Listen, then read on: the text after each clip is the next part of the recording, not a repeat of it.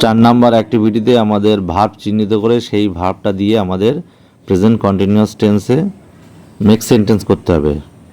তারপরে আমরা দেখতে পাচ্ছি 5 নাম্বার অ্যাক্টিভিটিতে হেল্প বক্স থেকে বসাতে হবে শব্দ, তার উত্তরও দেওয়া রয়েছে।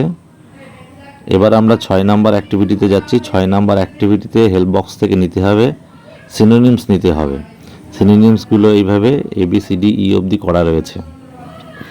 অ্যাক্টিভিটি 7-এ বিতে অ্যাস্টনিশ দিয়ে আমরা করব মেক সেন্টেন্স।